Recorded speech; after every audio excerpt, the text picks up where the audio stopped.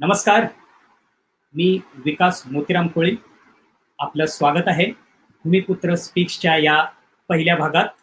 आणि आजचा पहिलाच दिवस सुरू झालाय आणि ॲक्च्युली आम्हाला काही कारणास्तव तांत्रिक गडबड होती, थोडीशी सरांची फीड मिळत नव्हती. आजचे आपले विशेष अतिथी आहेत, पण पहिल्याच दिवशी गडबड झाली ती चांगली असते, कारण पुढे भविष्यात आपल्याला एकदम सुरळीतपणे जाता येईल. या भूमिपुत्र स्पीक्सच्या पहिल्या भागात मी पुन्हा आपल्या सर्वांचं स्वागत करतो. सरांपाशी जाण्याआधी आपण सुरू करूया भूमिपुत्र स्पीक्स.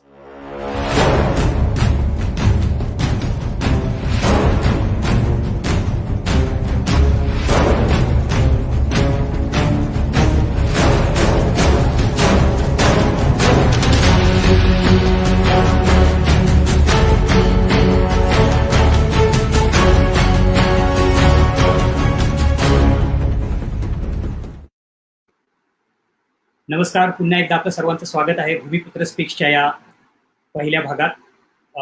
भूमिपुत्रांसमोर संधी काय आहे, काय काय आपण करू शकतो, आणि MMR म्हणजेच मुंबई महानगर प्रदेशात मत्स्य व्यवसायासाठी विविध संधी उपलब्ध होणार आहेत.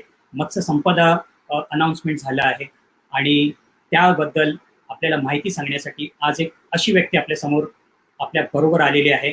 त्यांची मी ओळख करून देतो. त्यांची जर खरंच ओळख मला जर करून द्यायची आहे तर हे माझं ॲक्च्युली खूप मोठं भाग्य आहे.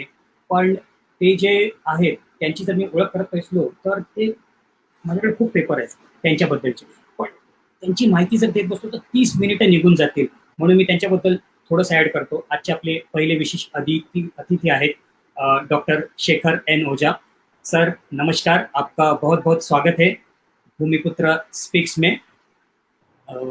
Sir welcome. मैं फक्त थोड़ी सी ओळख सर, मैं आपके बारे में थोड़ा सा बताना चाहूंगा हमारे व्यूवर्स को.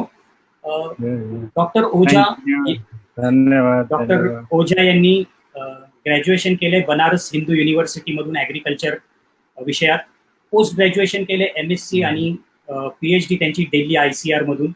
ICR मध्येच ते सायंटिस्ट म्हणून जॉईन केलं. CIFE म्हणजे आज तिकडे कार्यरत आहेत, central institute of fisheries education. इथे हे सिनियर सायंटिस्ट म्हणून जॉईन केलं आणि आज प्रिन्सिपल सायंटिस्ट आणि हेड ऑफ द डिपार्टमेंट म्हणून कार्यरत आहे. पूर्ण त्यांचा एक्सपिरियन्स 30 वर्षाचा आहे. या क्षेत्रात त्यांचा 30 वर्षाचा एकदम जबरदस्त अनुभव आहे. 100 पेक्षा जास्त रिसर्च पेपर त्यांनी लिहिले आहेत. सर 100 से ज़्यादा रिसर्च पेपर आपने लिखे हैं, उसका हमें अभिमान है. 13 पुस्तकांचे ते लेखक म्हणजे ऑथर आहेत. 13 पुस्तकं त्यांनी लिहिलेली आहेत. 100च्या वर PhD आणि MScच्या मुलांना गाईड करतायत. आताही ते मुलांना गाईड करत असतात. आणि पॉलिसी लेवलवर जर पाहायला गेलं तर ते इंटरनॅशनल फूड पॉलिसी रिसर्च म्हणजेच IFRI जे वॉशिंग्टन USA ला आहे, तिकडे ते पॉलिसी लेवलवर त्यांची चर्चा चालू आहे ॲक्वा चेंबर ऑफ कॉमर्सवर. सरांबरोबर त्या संदर्भात थोडंसं काम करण्याची मलाही संधी मिळते. तो सर मैं ज़्यादा वक्त न लेते हुए आपका स्वागत करता हूँ इस पहले भूमिपुत्र स्पीक्स में. Welcome sir once again. तो सर हम तो लाइव अगर क्वेश्चंस कुछ आ रहे तो लेंगे ही, लेकिन मेरा आपसे पहला क्वेश्चन है कि जो आज की जो करंट स्थिति है, चालू स्थिति है फिशरीज की, और ये मत्स्य संपदा आने के बाद इसमें मछुआरों को क्या लाभ होगा? Sir please. क्या देखिए, अभी जो सिचुएशन अभी ऐसा है कि कोरोना के बाद कुछ नई शुरुआत करने की ज़रूरत है. कि कोरोना अगर कुछ आफत लाया है तो कुछ माने सुविधा भी, पॉजिटिव साइड भी है कि हम लोग घर बैठ के कुछ सोच सकते हैं. तो I am very thankful to Vikas कि ये अवसर उसने क्रिएट किया कि हम लोग सब एक चिंतन मनन करें. तो अभी सरकार के लेवल पे भी जो चिंतन मनन हो रहा है वो है संपदा योजना. संपदा योजना में सभी बैठ के कर रहे हैं कि किस तरह से फिशरमैन को, फिशरीज के लिए अलग से संपदा योजना, एग्रीकल्चर के लिए अलग से संपदा योजना, तो फिशरीज के लिए जो अलग से संपदा योजना जो तैयार हो रहा है उसमें मोस्ट उनका इन्फेसिस है FPO पे. उसके बाद मैंने FPO मतलब प्रोड्यूसर ऑर्गेनाइजेशन में, प्रोड्यूसर ऑर्गेनाइजेशन क्या होता है वो बताता हूँ.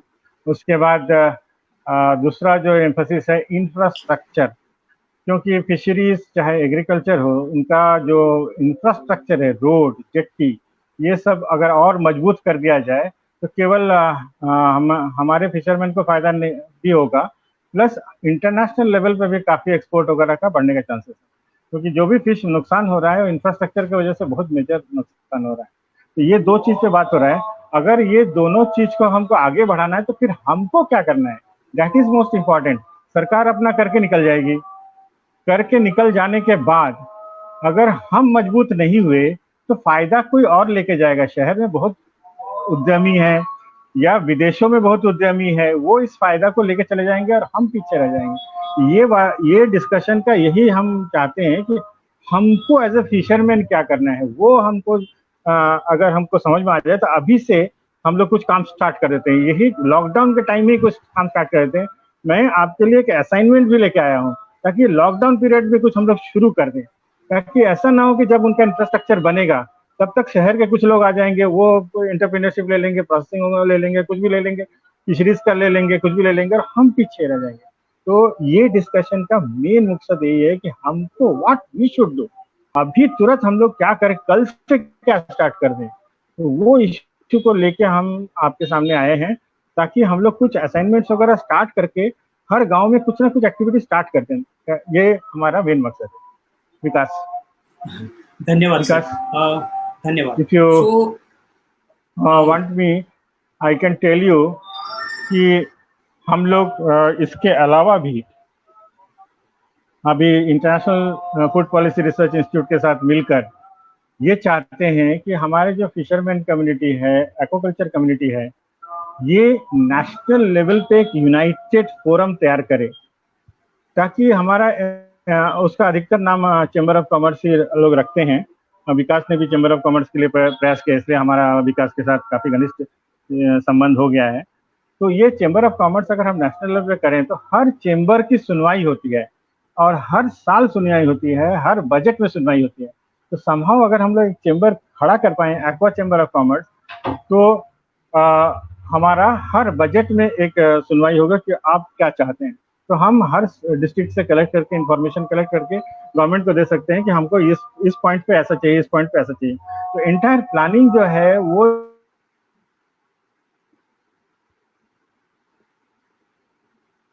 मला वाटतं की काहीतरी तांत्रिक गडबड आहे सरांच्या नेटवर्क इकडे.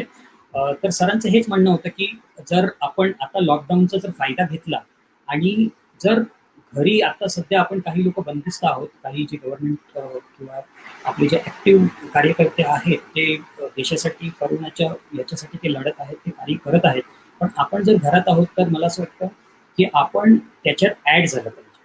म्हणजे त्याच्यामुळे काय होईल की जे आपण पॉलिसी लेवल्सवर काहीतरी डिस्कशन करू शकतो. सरांचा फीड पुन्हा आलेला है। मैं सर हाँ, आपको वापस सॉरी सर, आप बता रहे थे कि हर गांव में या हर विलेज में हम इसको जाना चाहिए, हाँ, लोगों तक बात पहुंचनी चाहिए। हाँ, तो सर ये हाँ, आपका एकदम परफेक्ट जी, ये था। लेकिन मैं जानना चाहूंगा, जैसे आपने बताया कि एफपीओ जो फार्मर्स प्रोड्यूसर ऑर्गेनाइजेशन होते हैं, इसके जैसे कोई चीज मछुआरों के लिए या फिशरमैन्स के लिए हो सकती है क्या, ताकि या तो कुछ हाँ, ऐसे बिल्कुल टाइप से, बिल्कुल बिल्कुल। कुछ टाइप से ऐसे जो basically what are the forms, what kind of a forms are there of the fishers Correct, organization? Is there any fishers organization correct. forms which can you can talk about हाँ it, हाँ जो हाँ लोगों हाँ को समझे, हाँ कि हाँ जो हाँ, लोगों को पता चले कि किस या टाइप के अलग डेफिनेटली अलग इसको फॉर्म्स थोड़ा होते हैं। समझने की जरूरत है। हाँ जी हाँ हाँ हाँ, क्योंकि फार्मर्स प्रोड्यूसर ऑर्गेनाइजेशन जो है अधिकतर वो वेजिटेबल्स के लिए हो रहा है, मिल्क के लिए हो रहा है, एग्रीकल्चर के लिए हो रहा है। और फिशरीज जो है हम लोग को, ये उन लोग का जो नेशनल लेवल पे है, उन लोग को फिशरीज को उतना समझ इसलिए नहीं आ रहा है क्योंकि फिशरीज बहुत बड़ा ओशन में होता है, रिवर में होता है, रिजर्वायर में होता है, जहाँ पे प्रॉपर्टी कॉमन होते हैं। तो हमने एक फार्मूला बनाया है जो कि हम लोग गवर्नमेंट ऑफ इंडिया के साथ आर्गूमेंट कर रहे हैं, international food policy research institute argument कर रहे हैं कि इस फार्मूला, इस मेथड्स पे अगर हम पढ़ेंगे तो फिशरीज प्रोड्यूसर ऑर्गेनाइजेशन भी बन सकता है। वो मेथड में आप चर्चा करना चाहता हूँ। देखिए, उसको चर्चा करने के पहले मैं बेसिक बताता हूँ कि हमारे यहाँ मेन दो दो ऑर्गेनाइजेशन है। एक तो आपका है कोऑपरेटिव सोसाइटीज, सहकारी समिति, और दूसरा है स्वयं सहायक समूह, self help group. Self help जो है मोस्टली वुमेन के लिए है एंड कोऑपरेटिव सोसाइटीज फिशरमैन के लिए है। तो इस दो मेथड्स हम लोग ने कुछ सीखा है और कुछ कमी रह गई है। जो हम लोगों ने सीखा है वो है how to utilise the subsidies and the loan given by the government and the banks. Subsidy और ऋण प्राप्त करने में मदद करता है, ये तो डेफिनेट है। सेकंड, ये लाइफस्टाइल को और बिजनेस को थोड़ा कॉस्ट रिड्यूस करता है। कोई भी चीज में सब्सिडी डाल देंगे तो कॉस्ट रिड्यूस हो जाएगा। तो दो चीज हम लोगों ने सीखा है इससे, सहकारी समिति से। तीसरा चीज सीखा है कि हम लोग का जो जाति, धर्म, जेंडर, नर नारी के बीच में जो डिफरेंस, इसमें जो डिफरेंस है ये मिनिमाइज हुआ है। हमको इसके आगे निकलना है। इसके आगे निकलने के लिए हमारे पास जो रुकावट आ रहा है कोऑपरेटिव सोसाइटी से और जो सेल्फ हेल्प ग्रुप में जो रुकावट आ रहा है, ये है कि जो नए टेक्नोलॉजी है, जो नए टेक्नोलॉजी, थोड़ा ध्यान से सुनिए, जो नए टेक्नोलॉजी हैं ये थोड़ा cost intensive and profit intensive, इसमें लागत भी थोड़ा ज़्यादा है और प्रॉफिट भी थोड़ा ज़्यादा है। इसके लिए थोड़ा नॉलेज भी ज़्यादा चाहिए। तो इसके वजह से हमारा cooperative society and self help group थोड़ा अटक गया है। अब इसको बाहर निकलने के लिए क्या करना है, तो प्रोड्यूसर ऑर्गेनाइजेशन में एंटर करना है। अब प्रोड्यूसर ऑर्गेनाइजेशन में ये प्रोड्यूसर ऑर्गेनायझेशन में दो सॉरी, मला असं वाटतं की सरांच्या इकडे नेटवर्कचं तांत्रिक काहीतरी गडबड आहे. मला असं वाटतं की नेटवर्क इश्यू आहे तिकडे. तर सरांची फीड जाते. सर पुन्हा जॉईन होतील तेव्हा मी तोपर्यंत तुम्हाला सांगतो की ते त्यांचं म्हणणं असं आहे की हे जे फिशर प्रोड्युसर ऑर्गनायझेशनचं असते, जे म्हणजे आता सध्या फार्मर्ससाठी सुरू आहे, ते भाज्यांबद्दल करत आहे आणि तशाच फिशरमॅन प्रोड्युसर ऑर्गनायझेशन तयार झाल्या पाहिजे असं सरांचं म्हणणं आहे. तर सरांकडूनच ऐकूया. सर पुन्हा फीडवर आले. हेलो, सॉरी सर, आप फीड में नहीं थे, प्लीज कंटिन्यू. हाँ, hello hello hello yes, hello you are audible. Yes hello, Vikas, you are getting me? Yes. हाँ हाँ, तो एक चीज को ध्यान से सुनिए कि जो नए टेक्नोलॉजी है, चाहे आपको प्रोसेसिंग प्लांट लगाना है, चाहे ऑर्नामेंटल फिश पे काम करना है, ये केज कल्चर करना है, ये capital intensive and knowledge intensive plus profit intensive, इसमें प्रॉफिट भी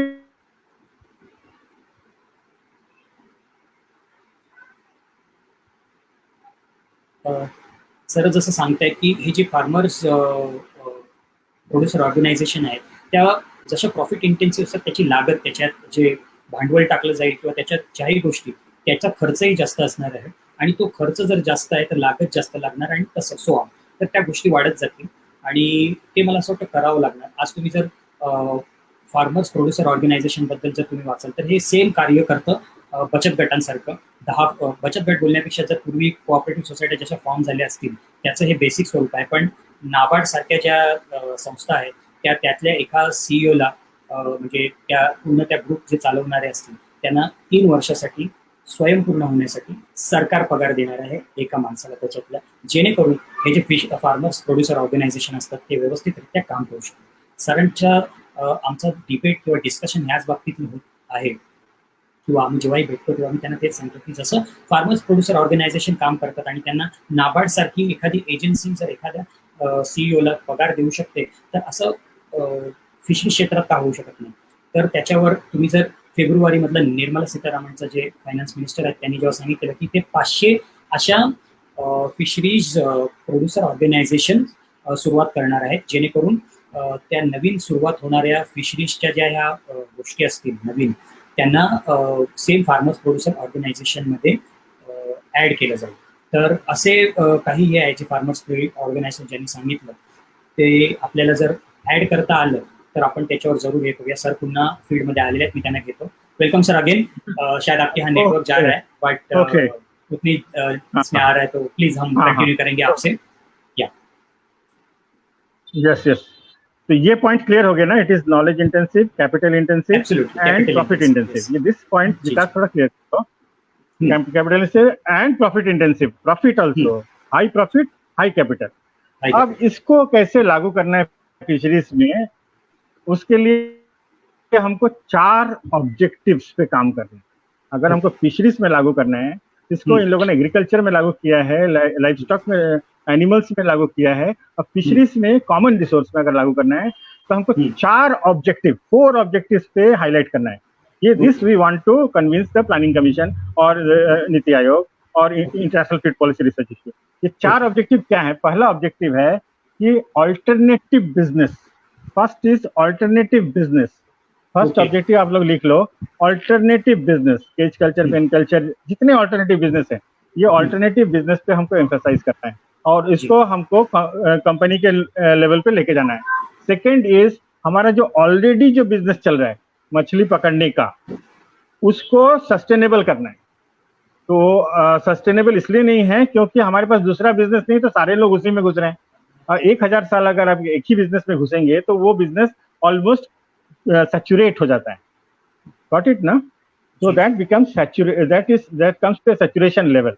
तो वहां से नए बच्चे अगर नए बिजनेस में एंटर करेंगे तो पुराना बिजनेस भी चलेगा और नया बिजनेस भी स्टार्ट होगा। पुराना बिजनेस हमारा फिश को पकड़ना है ट्रॉलर के साथ, ट्रॉलर के मदद से या डोलनेट के मदद से पकड़ना है, तो उसको हम लोग को एक लेवल तक रखना है, ज्यादा ऊपर तक नहीं ले जाना है। This is second objective.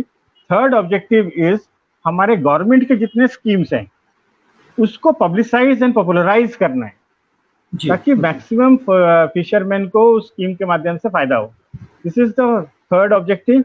And fourth objective is जैसे कोरोना टाइप का हुआ या साइक्लोन हुआ, इसको एड्रेस करना है। आपातकालीन स्थिति जो है उसको एड्रेस करना है। ये फोर्थ चीज जो है ये फिशरीज में बहुत इंपॉर्टेंट। अब एक एक का मेथोलॉजी हम लोग शॉर्ट में डिस्कस कर लेते हैं। फर्स्ट जो है that is alternative livelihood. Alternative livelihood में इमीडिएटली आपको क्या स्टार्ट करना है कि 20 you have to identify 20 young people in the village, each village, male or female, बच्चे या लड़कियां हों, who can have a new idea what to do in fisheries, और उनको उसको लिखने देना है कि आप उसको लिखो क्या कर सकते हैं। ऑर्नामेंटल कर सकते हैं, केचल कर सकते हैं, पेन कल्चर कर सकते हैं। नेट में बहुत सारा इंफॉर्मेशन है, but you have to start writing, और वो एक करके और एक सोसाइटी में उनको प्रेजेंट करने के लिए बोलना है। 20 students you have to ask them, उनको बोलो क्या प्रेजेंट करो, आपके पास नया आइडिया क्या है, न्यू बिजनेस क्या स्टार्ट कर सकते हैं। तो चाहे मेल हो और फीमेल हो, उनको सबसे पहले न्यू इंडस्ट्री की तरफ ध्यान देना है। सेकेंड इज वंस वो 20 प्रोजेक्ट बन जाते हैं,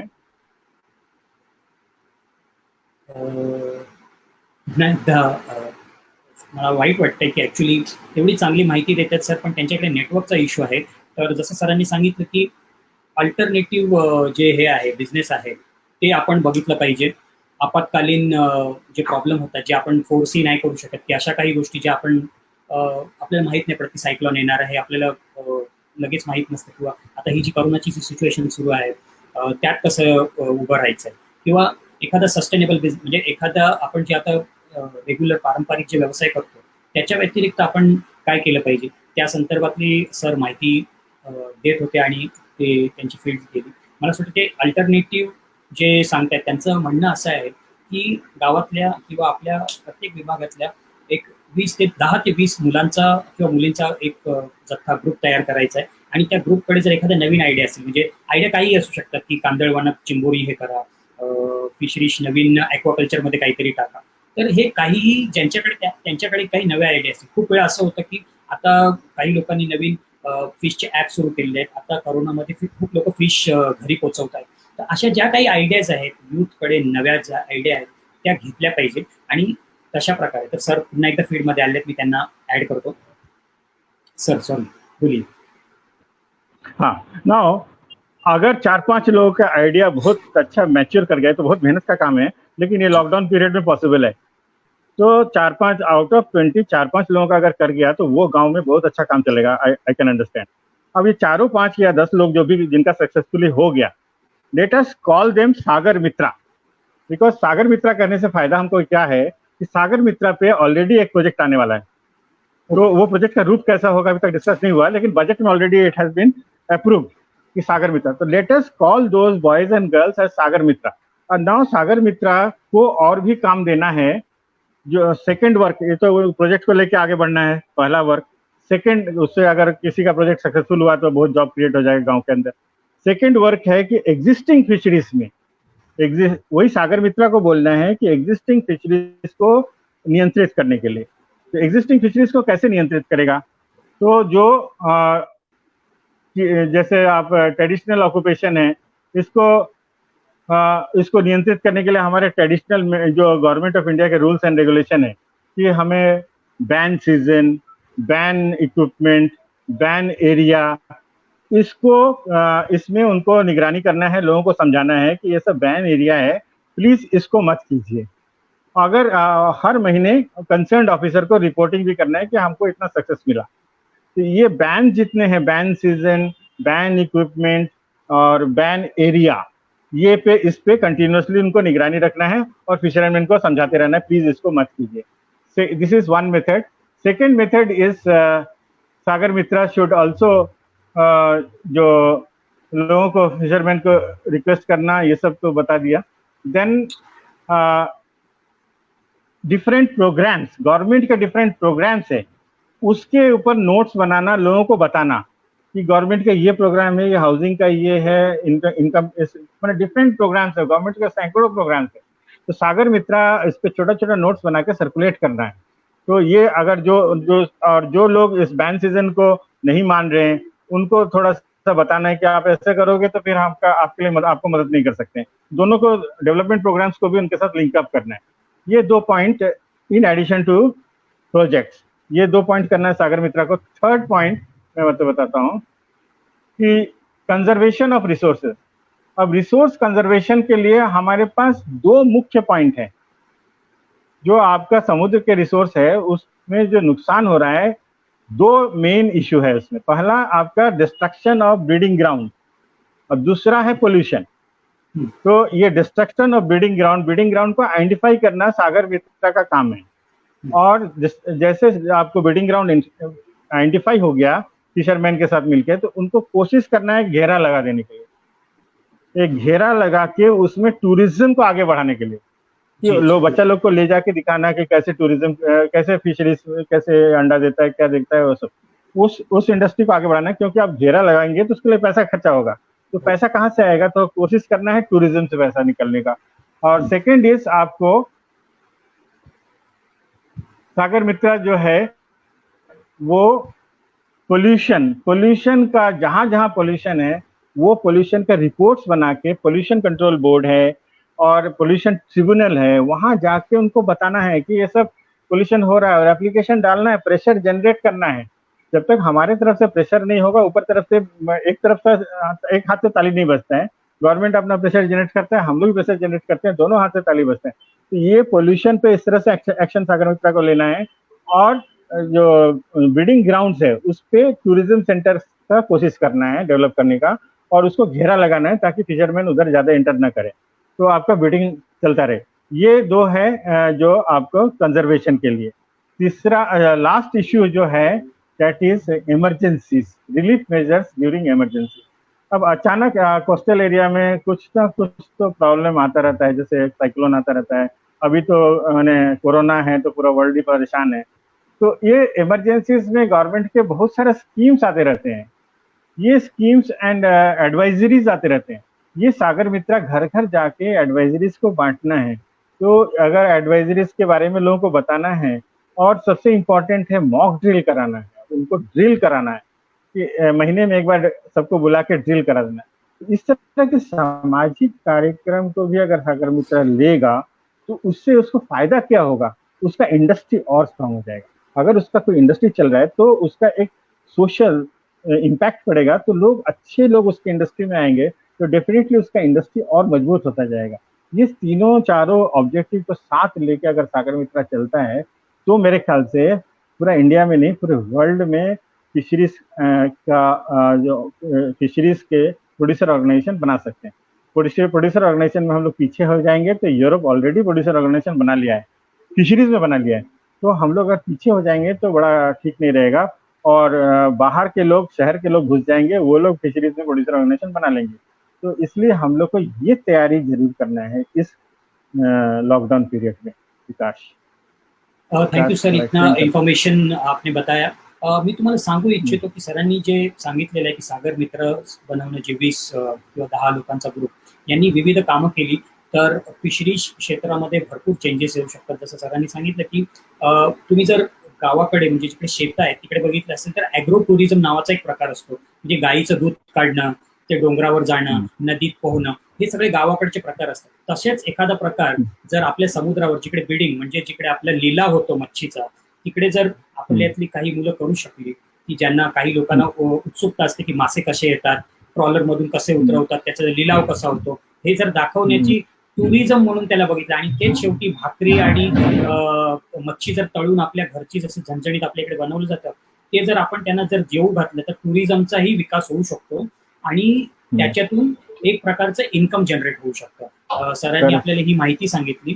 तर मला असं वाटतं की सर अगले क्वेश्चन को हम बढ़ेंगे कि जो ये अभी जो हम एफपीओस करना चाहेंगे जो यूरोप में वगैरह से बढ़िया लेवल के आप बोल रहे कि हो रहे हैं, तो जो एफपीओज है जो समझो हम इसको अभी फिशरमैन प्रोड्यूसर ऑर्गेनाइजेशन ही बोलेंगे क्योंकि फार्मर्स और fisherman always start with F, तो let's call it FPO only. हाँ, फार्मर से फिशरमैन फिशर्स प्रोड्यूसर ऑर्गेनाइजेशन हो जाएगा. तो इसका जो फायदा है ये अलग अलग दूसरे भी राज्यों में होगा, अलग अलग स्टेट्स में भी इसका फायदा होगा, ना कि सिर्फ महाराष्ट्र में.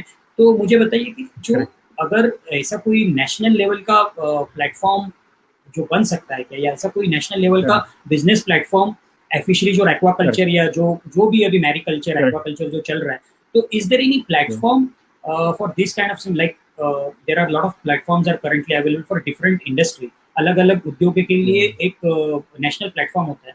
तो क्या ऐसा प्लेटफॉर्म के बारे में हम सोच सकते हैं या बना सकते हैं या बना हुआ है? तो हमें जानना चाहेंगे कि बिल्कुल बहुत ही important, it's very important question. So is there a possibilities कि हम क्रिएट कर सकते हैं?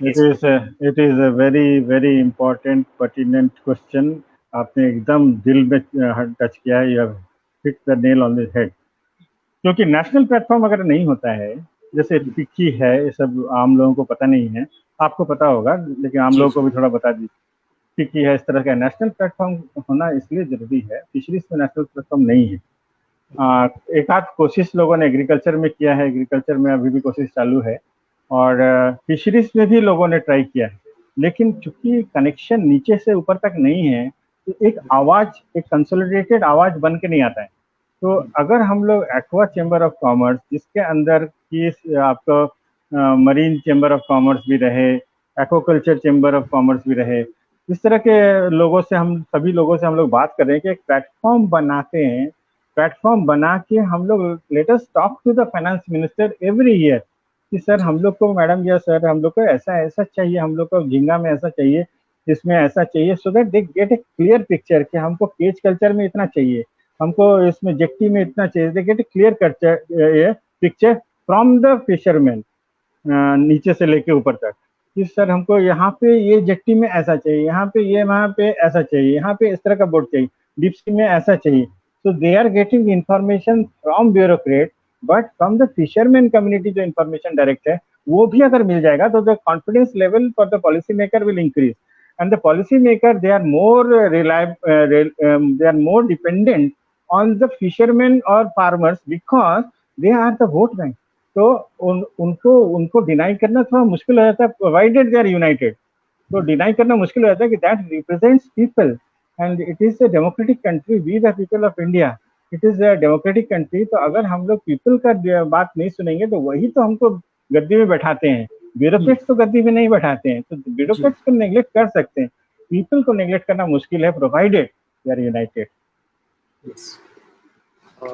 तो आपका कहना है कि इसके लिए जो पॉसिबिलिटीज है, तो एक नेशनल लेवल का जैसे फिक्की जैसे ऑर्गेनाइजेशन है, कोई भी चैम्बर है, तो उसके जैसा हमें भी एक, भले वो 10 हो, 15 हो, 20 हो, तो एक उसका फेडरेशन आगे जाके भविष्य में अगर ये से अलग अलग चैम्बर बने तो इसका एक आवाज लोगों तक, सरकार तक पहुंच सकता है और ये एक फर्म चीज हो सकती है, ताकि फिशरमैन्स का जो आवाज है वो उस तरह तरीके से पहुंचे जिस तरह से आज इंडस्ट्रियल और एग्रीकल्चर का पहुंच रहा है. आई थिंक यही चीज है कि महाराष्ट्र कॉमर्स चैम्बर्स एक बार पहले सिर्फ इंडस्ट्रियल लोगों के लिए हुआ करता था, फिर उसमें उन्होंने ए जोड़ दिया जो एग्रीकल्चर का था.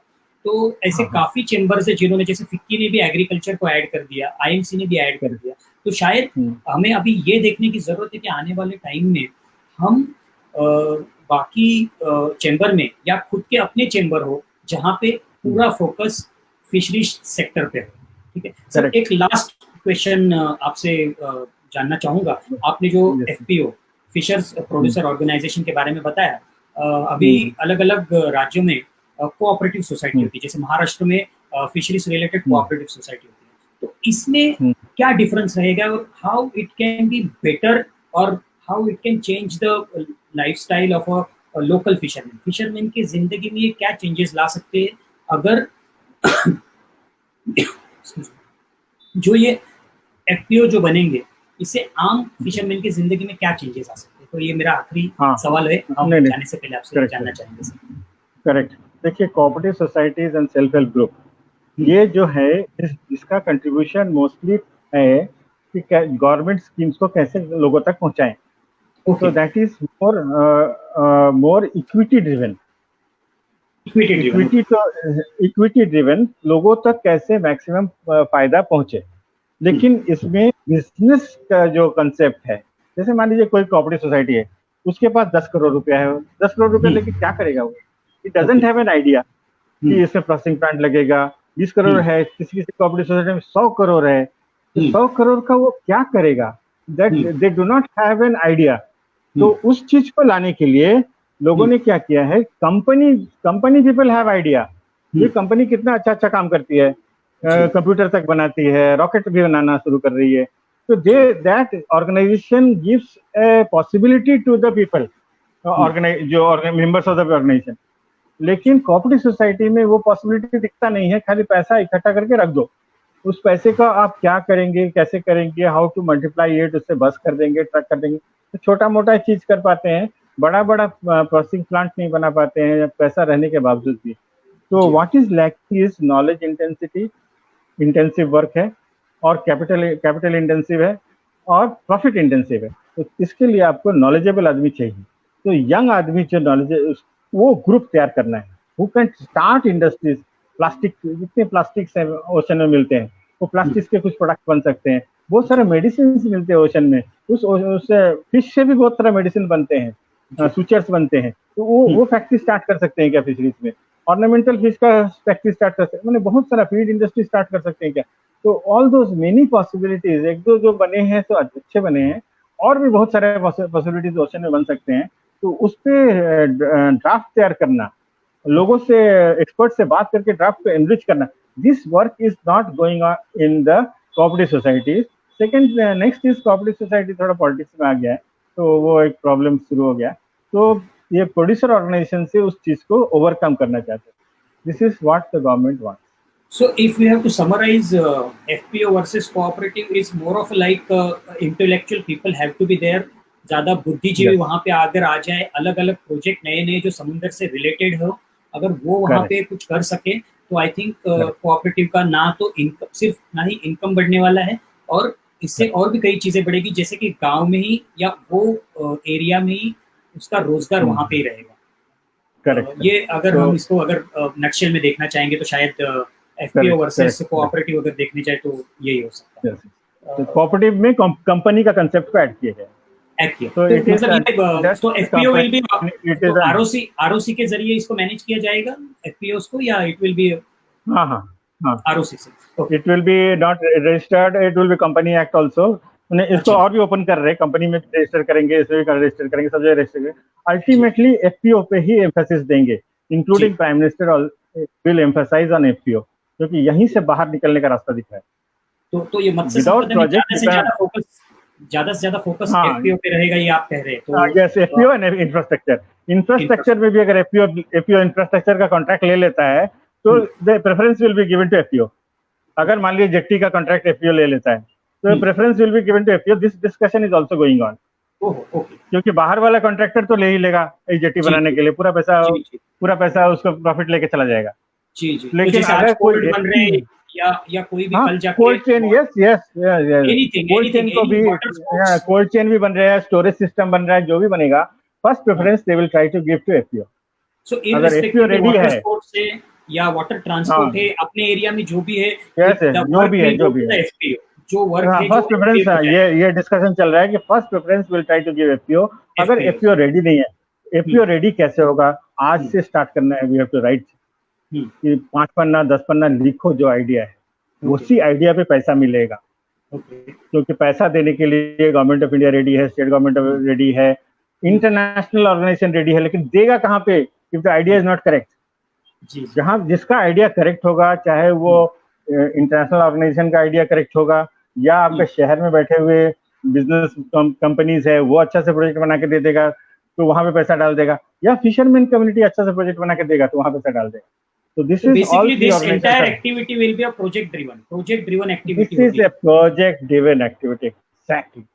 ठीक है, तो मतलब पहले जैसे कोई भी संस्था बनती थी उसके लिए बायलॉज होना जरूरी होता था कि आप क्या क्या काम करेंगे, कैसा करेंगे, तो उसी का एक भाग रहेगा कि एक प्रोजेक्ट बनाया जाएगा कि आपकी आर्थिक स्थिति क्या है, उसमें क्या क्या लोग रहेंगे, क्या क्या तरीके के काम करेंगे, ये आप उसको डॉक्यूमेंट करना है और ये प्रेजेंट करना है, तब जाके आपको काम मिलेगा। This is how I have to summarise. और बायलॉज में ज्यादा डिफरेंस है, बायलॉज में ज्यादा डिफरेंस नहीं है, कंपनी के बायलॉज बने हुए हैं, वो उसको ले लिया गया है, एंड इसके बायलॉज, कोऑपरेटिव के बायलॉज बने हुए, that both has been merged together to make FPO. Perfect sir. Sir मैं एक सिर्फ जस्ट कमेंट्स देखता हूं क्योंकि कुछ कमेंट्स आए हैं, अगर if you can pull something which is relevant to today's talk. बिल्कुल बिल्कुल, यस। किसी ने पूछा है कि तो आपने शायद इसका जवाब ऑलरेडी दे चुके हैं कि what is option for cooperative society, is there a better way for fishermen like farmers? So I think you have already told that FPO is coming, which is far more better than cooperative. So auctioning पे भी project बना सकते हैं, we can make a separate project on auction, marketing पे भी, marketing पे भी we can have a perfect. So हर तरीके का FPO हो सकता है, आप बोल रहे हैं दर्शन, हर तरीका, हर FPO एक ही होगा, प्रोजेक्ट बहुत होगा, प्रोजेक्ट होगा। ओके, सो एक ही कंपनी में आप अलग अलग तरीके के काम कर सकते हैं, ये उसका जैसे टाटा देखिए, टाटा गाड़ी भी बनाता है, नमक भी बनाता है, एक ही कंपनी है, बहुत सारा प्रोजेक्ट। तो एफपीओ का फीचर यही है कि that will one FPO will be there in Versova से, और उसके अंतर्गत बहुत सारे प्रोजेक्ट होगा, मेडिसिन से लेकर सब, बहुत सारा चीज पॉसिबल है इन ओशन, तो बहुत सारा प्रोजेक्ट उसके अंतर्गत होगा, बहुत बच्चों को बहुत जॉब्स वगैरह होगा, बट वो बच्चों को आगे बढ़ के प्रोजेक्ट लिखना पड़ेगा। जी सर, एक दर्शन कीनी जो है वो पूछ रहे हैं कि how to form a register for FPO, how to form और रजिस्टर फॉर एफपीओ। हाँ, रजिस्ट्रेशन में first you should have those 4 objectives, how you are going to address those 4 objectives. First is project form, how you are going to make the project, so 20 बच्चों को तो बोल दीजिए project लिखने के लिए।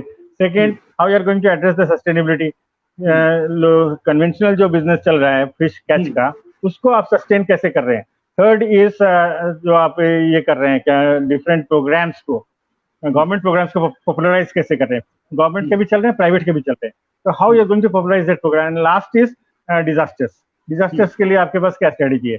ये होने के बाद then the formalities will come, the legal formalities registration का। तो रजिस्ट्रेशन के लिए एफपीओ का बहुत दरवाजा खुल रहा है, कंपनी एक्ट में भी रजिस्टर कर सकते हैं, कोऑपरेटिव एक्ट में भी उन लोग रास्ता खोल रहे हैं, क्योंकि एफपीओ इज द फ्यूचर।